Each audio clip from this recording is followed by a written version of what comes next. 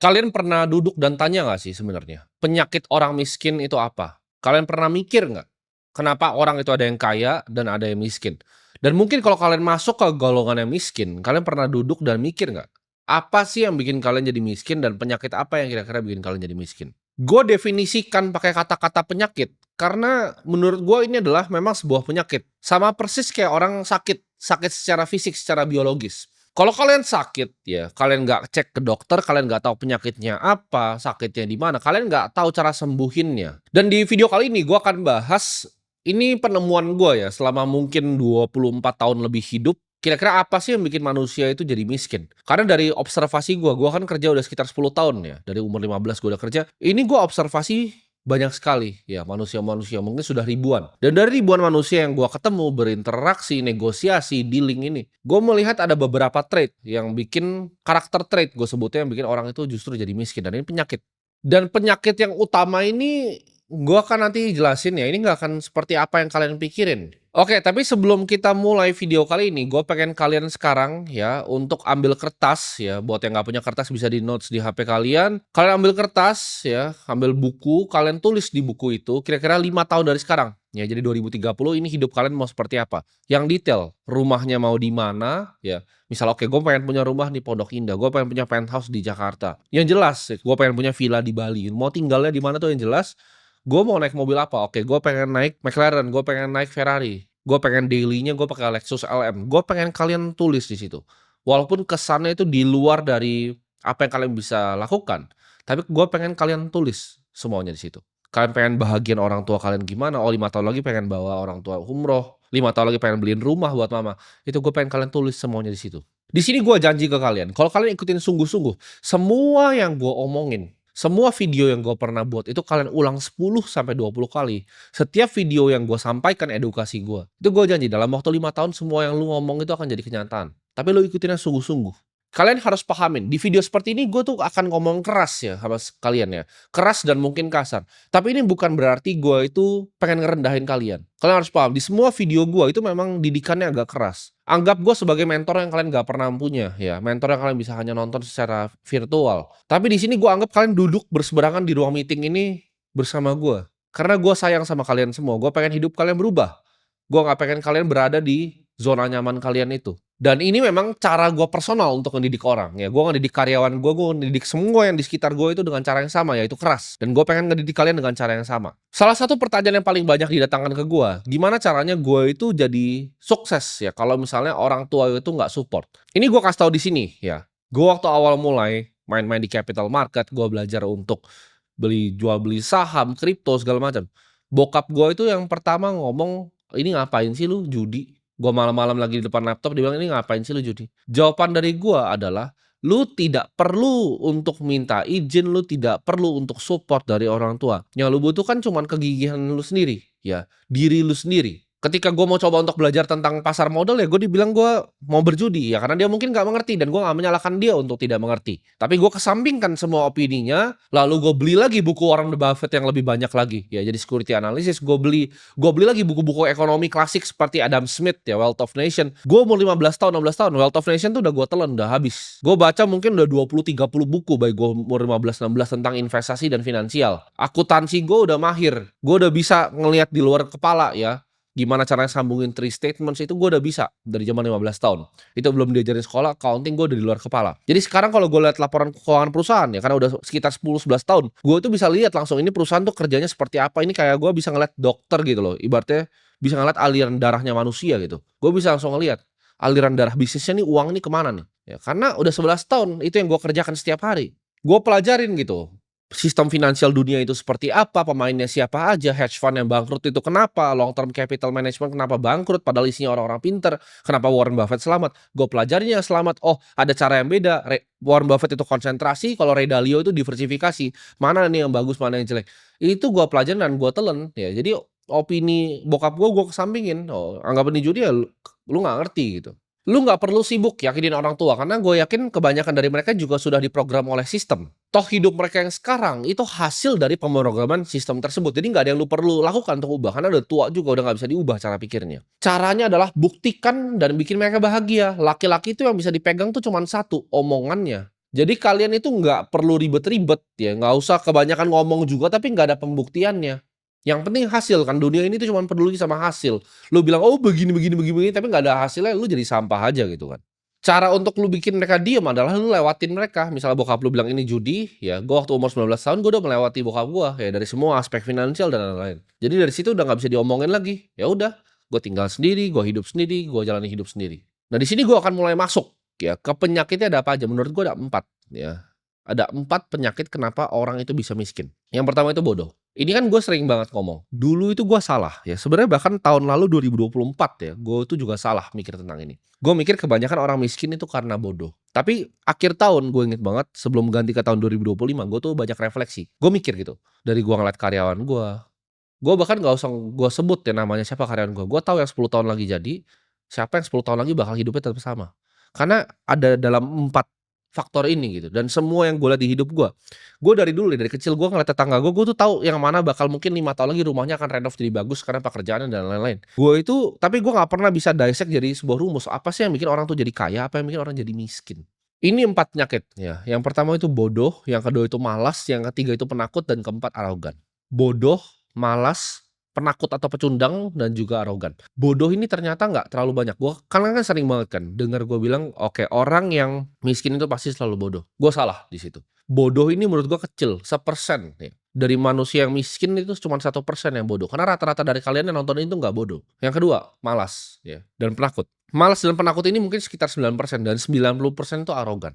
Maksudnya apa? Kok kebanyakan yang arogan? Mungkin kalian bingung, bukannya banyakan yang bodoh ya orang? Enggak, banyakan yang arogan, yang bodoh itu sedikit. Gua kasih analoginya ya biar kalian bisa nyerap ya. Gua ada di hutan sekarang ya, kita berada di hutan. Di hutan tuh ada jalanan lurus panjang. Ini ada 4 orang di sini ya. Ada orang bodoh, ya orang malas, orang penakut, sama ada orang arogan. Gua ada McLaren di situ. Gua punya McLaren dan gue punya peta. Ya petanya peta yang masih analog, bukan peta digital, bukan Google Maps ya, peta.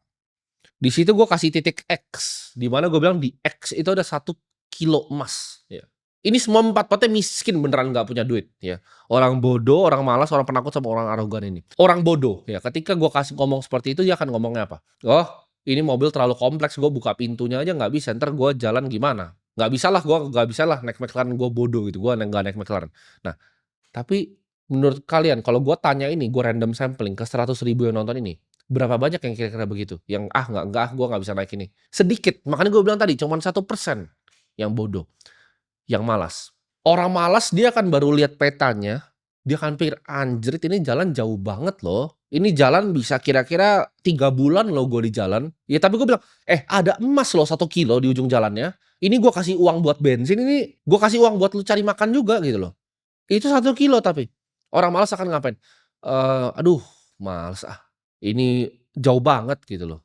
"Jauh banget, ini kayaknya bukan buat gua." Orang malas ini akan punya 1001 alasan untuk dia nggak jalan, karena dia males aja gitu loh, dia bener-bener males. Yang ketiga, orang yang penakut. Ketika gua kasih ini McLaren, ini petanya di X ini 1 kilo emas, apa yang dia akan pikir orang penakut? "Aduh, kalau nanti McLaren-nya kekencangan terus nabrak gimana? Oh, nanti kalau misalnya nggak ketemu tempat isi bensin gimana? Kalau nggak ketemu tempat buat cari makan gimana?" Semuanya dia penakut, tapi ketakutan itu jadi alasan dia. Dan akhirnya dia nggak berangkat. Terus ketika gua tanya, ketiga orang itu tadi, yang bodoh, ya, yang pemalas, sama yang penakut, gua tanya, "Lah kok terus lu nggak mau jalan?" Mereka nggak mau jalan gitu. Yang bodoh nggak tahu cara nyalain mobilnya, yang pemalas dia beneran malas karena itu jalannya 3 bulan gitu, panjang. Padahal gua udah bilang loh kayak yang pemalas, "Gua kasih lu mobil paling cepet loh, McLaren ini. Mobil terbaik ini untuk lu nyampe ke tujuan." "Aduh males lah." Mereka bertiga itu akan mikir bahwa mereka mau emasnya, tapi mereka maunya dikasih gitu, mereka maunya dikasih sekarang, "Sini kasih emasnya ke gua." Gua nggak mau pakai McLaren lu jalan ke sana, nggak mau. Dan ini yang terakhir, orang yang keempat nih, yang gua bilang 90% dari kalian. Nanti kalian akan paham kenapa analogi ini gua utarakan, ya. Karena ini real terjadi sama kalian semua yang nonton gua. Gua kasih dia ke orang arogan ini, ini kunci mobilnya, ya. Mobilnya ada di sana. Lu jalan mungkin sekitar 10 menit, itu ada mobil di belakang pohon situ. Itu ada jalanan yang beda. Ini kunci mobilnya. Ini petanya, ini 1 kilo emas. Dia akan bilang apa ke gua orang arogan itu? "Halah, bohong lu. Alah scam ini, mana ada emasnya, lu punya emas juga enggak." Gua padahal orang yang punya paling banyak emas di kota itu misalnya. Emas gua tuh banyak sekali, berkilo-kilo, itu gua cuman kasih hadiah 1 kilo aja buat yang mau jalan. Tapi orang yang arogan ini akan apa? "Alah gua nggak mau lah naik McLaren, lu kasih gua ini aja lah, lu kasih gua mobil SUV aja lah." Gua enggak lah, gua nggak suka naik-naik mobil-mobil beginian. Lu miskin dan lu nggak punya apa-apa, kok lu bisa bilang lu kagak mau naik McLaren? Itu arogansinya tuh.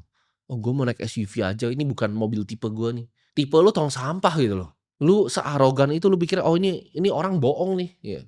Ini orang skeptis nih dia nih. Ini gua akan coba ya gambarin kalian lagi, simple ya. Kita coba tes deh 3 orang ini. Gua buang dulu yang si penakut. Ada pemalas, ya, ada si bodoh, dan ada si arogan. Mereka semua di ruangan, ya, ruangan terpisah satu-satu, ada tombol di situ. Ini kita main game teori dikit. Kalau lu pencet tombolnya tuh keluar duit.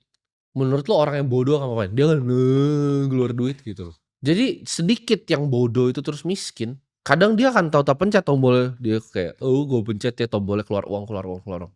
Yang males pun akan pencet. Tapi yang arogan dia ngerasa, "Ah, ini kok enggak lah, masa gue gengsi gue buat tombol pencet keluar duit." Itu kenapa kalian miskin. Itu exactly kenapa kalian miskin. Kalian tuh arogan. Kayak dia nggak akan mau nyetir mobil McLaren tadi, gue udah bilang, "Hey, ini mobilnya, ini kuncinya, ini 1 kilo emas." Tapi dia akan bilang apa? "Lu scam gua." "Ah, gua nggak suka mobilnya." Dia akan keluarin alasan lagi, ini bukan gua maunya SUV." Nyetir tolol gitu kan. Dan orang-orang arogannya akan bilang, "Enggak, ini bukan buat gua calon saya." Terus mereka jalan tuh ke pinggir hutan, mobil McLaren di kanan dan bahkan akan gua kasih gitu loh mobilnya sama 1 kilo emasnya. Terus dia enggak deh, dengan arogansinya dia jalan melipir pinggir hutan, ke hutan belantara dia jalan, terus dia bingung kenapa seumur hidupnya dia miskin. Lu tuh nggak lebih pintar dari lu sebenarnya gitu loh. Jangan arogan, lu tuh bodoh banget. Jadi gitu, apalagi digabung tuh udah bodoh, malas, penakut, arogan. Ya lu pasti jadi miskin seumur hidup. Gua itu awal bisa jadi seperti sekarang, gue bisa jadi kaya itu dengan nggak banyak mikir teman-teman, ya. Jadi ketika gue belajar buku dari Warren Buffett, atau gue dengerin annual letter-nya, gue baca gitu kan, dia ngomong, "Oh, cara begini ya, cara begini ya." Gue tuh, "Oh, begitu ya cara," siap gitu kan. Orang lebih kaya kasih tahu gue, "Tim, ini begini cara ngatur karier manajemen," siap. "Tim, ini begini," siap. "Tim, lu salah kalau begini," siap salah gitu gue. Nggak banyak mikir gitu, gue nggak arogan karena gue tahu kalau dia lebih kaya dari gue, dia tahu apa yang gue nggak tahu, tapi ini nggak masuk ke pikiran orang-orang kayak kalian. Gue akan kasih contoh sekarang ya, orang arogan itu siapa? Coba gue tanya lagi, siapa yang tadi pause videonya di awal ya, buat nyatet apa yang gue ngomong? Lu arogan kan, lu pikir, ini ngapain ya begini ya, nulis-nulis di buku kayak orang tolol ya." Itu kalian orang arogan. Coba komen di bawah, berapa banyak yang pause video ini dan ngikutin apa yang gue ngomong? Enggak kan, lu nggak ngikutin kan? Lu arogan kan, "Ah, ngapain lah, nggak penting," kayak begitu. Gua kasih tahu kenapa penting seperti itu. Kalian lihat gambar yang gua kasih sini, ini tahun 2017 ya, dan lu lihat sekarang kantor gua kayak gimana. Ini entar gua suruh kamera ke depan. Betapa miripnya. Itu desain yang gua gambar tahun 2017, kalian bayangin. Dan sekarang kantor gua seperti itu, persis. Jangan meremehkan kekuatan dari mimpi. Lu ngapain ini? Ya udah biarin ini miskin aja. Ya itu cuma contoh ya. Ayo udah berapa? 90% kan kira-kira orang arogan ya. Itu kenapa ketika Bitcoin ada di harga 290 juta per koinnya, gua bilang, "Hei, beli." Gua itu orang yang beli Bitcoin dari umur 16 tahun. Lu pada 16 tahun itu masih kencing itu belum lurus. Lu masih nyentil-nyentil gundu, lu masih main gundu, layangan gitu. Gua itu udah beli Bitcoin di harga 9 juta rupiah. Di 290 juta rupiah, gua udah pelajarin teknologi selama 10 tahun. Lu nggak mau dengerin gua. Dan sekarang 1,5 miliar. Gua itu udah bikin duit triliun dari financial market dan lu masih nggak percaya gitu. Lu seolah, "Oh, ini orang mau tipu gua, oh orang ini," kata-kata itu, sales Bitcoin. Seberapa arogan monyet-monyet kayak lu. Ini sales Bitcoin, itu aset ketujuh di dunia. Gue bikin duit udah triliun dari financial market. Gue nggak butuh ini semua, ini kamera gue buang besok nggak masalah. Tapi lu yang udah gue ajarin baik-baik, gue kasih McLaren-nya, gue kasih petanya, ada X-nya itu 1 kilo emas loh. Lu kalau dengerin gue, uang yang lu punya udah double minimal 50% tahun ke tahun. Lu di deposito cuma 5%, lu ikut gue 50%. Gue minta apa-apa dari lu nggak? Enggak. Itu gue cuma kasih mobil McLaren-nya, gue kasih petanya sama X-nya 1 kilo emas. Tapi lu masih miskin kan sekarang? Bayangin nggak? Kalian mikir pas gue kasih analogi tadi, mobil tadi, kalian ngerasa orang itu bodoh, kenapa dia nggak nyetir aja? Lu orang bodohnya, lu kagak mau nyetir. Bayangin coba. Ada yang bilang, "Oh, gue nonton Borong Bitcoin dari episode 1 tapi baru masuk episode 18." Kan lu goblok. Lu pure goblok aja. Kalau gue ngomong apa ya dengerin gitu loh. Gue orang yang jauh lebih kaya dari lu gitu. Kayak apa yang lu bisa kemungkinan lebih tahu di dunia ini dibanding gue? Nggak ada. Nol. Gue itu lebih dekat ke Warren Buffett dibanding lu ke gue. Gap kita tuh jauhnya langit dan bumi gitu loh. Gue tuh udah di luar angkasa, Warren Buffett tuh mungkin di planet yang lain, gue cuma perlu nyampe ke sana. Lu sama gue itu kayak dari tanah sini ke luar angkasa. Jauh sekali. Gue udah ajarin kan, petanya apa? Oh, income 80% ditabung ke aset yang paling high risk. Ada loh videonya, gue coret-coret di papan tulis nih, kalian lihat di sini. Lu dengerin nggak? Enggak, skeptis. Ah, ini orang ngomong yang bener nggak ya? Oh, ini dia mau jualan apa ya? Dia sales Bitcoin. Goblok lu gitu kan. Kalau lu mau lihat orang-orang arogan, lu lihat coba di postingan Instagram gue di saat gue bilang Bitcoin tuh akan ke 1,5 miliar. Isinya apa? Oh, nggak mungkin, oh sales Bitcoin, oh, nggak mungkin. Episode 1 barang Bitcoin. Ah, ini scam nih, promosi scam, koin kripto, ke nol telur bebek. Lu tahu apa di dunia ini gitu? Kalian 20 tahun itu masih ngapain hidupnya? Lu coba nonton ulang podcast Sandi. Dia ngomong kok di situ aset under management gue berapa? Berapa ratus miliar dia ngomong di situ nggak dipotong. Itu gue umur 20 tahun, teman-teman. Ya 20, 21 tahun. Gue udah malang melintang di industri finance. Gue udah ketemu semua private equity yang paling besar, semua hedge fund paling besar. Lu ngapain 21 tahun masih cari jurusan?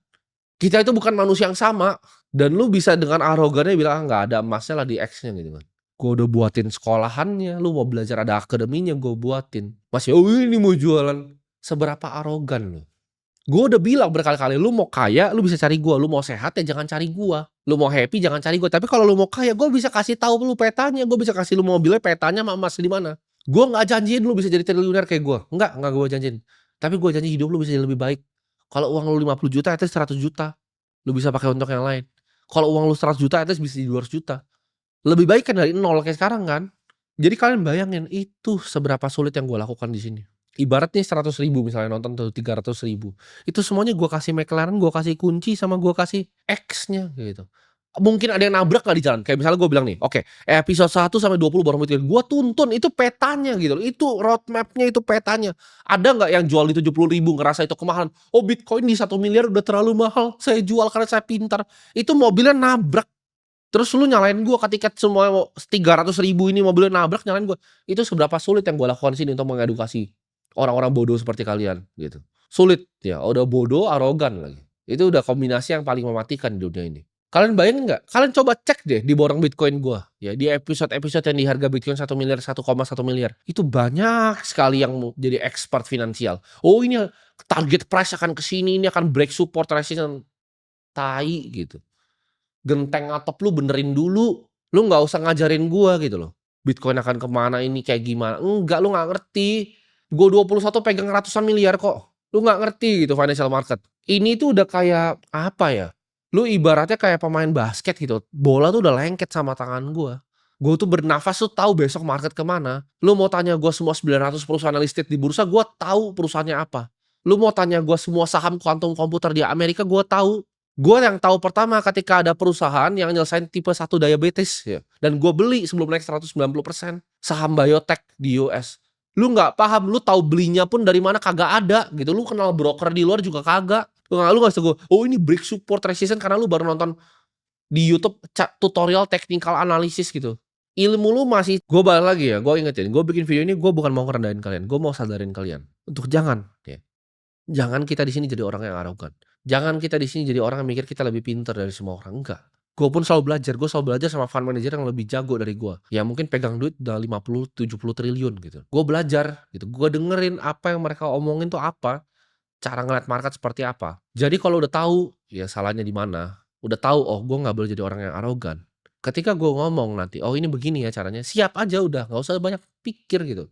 Di dunia ini kita ada 3 fase. Pertama kita belajar, ya kita learn. Kedua kita earn, ya kita dapetin. Dan ketiga kita return, kita kembalikin. Ya, jadi kita learn, earn, dan return. Gue tuh udah di tahap yang return. Kenapa gue bikin video-video seperti ini? Ini untuk mengembalikan. Gue itu melakukan di hidup gue udah banyak. Gue bikin sekolah ya beberapa. Gue bagikan ya setiap minggu pangan. Dan gue bagikan ilmu di sini. Ini bagian gue dari gue return karena gue udah learn di umur 15 tahun. Gue udah earn selama 10 tahun. Duit yang gue bisa pensiun, gue bisa hilang ke Swiss sekarang. Dan kalian gak akan ada yang pernah ngeliat gue lagi gitu. Gue nyalain jet, gue terbang ke Swiss, hilang, gue udah gak ada lagi ya. Dan gue, tapi fasenya gue udah di fase return. Gue pengen mengembalikan ke dunia ini apa yang dunia ini kasih ke gue. Dengan apa ya? Dengan ilmu. Karena dibanding gue perbanyak sekolah sampai 100-an juga gue rasa akan lebih besar impact yang gue lakukan dengan ngomong hati ke hati seperti ke kalian. Jadi semoga ada beberapa dari kalian yang tersentuh dan berubah ya. Stop jadi orang arogan. Ada orang yang lebih pintar dari lu ngomong apa, siap. Lu salah sini, siap salah. Gak usah pakai kebanyakan mikir. Semoga kalian bisa jadi orang yang lebih baik dan keluar dari penyakit orang miskin.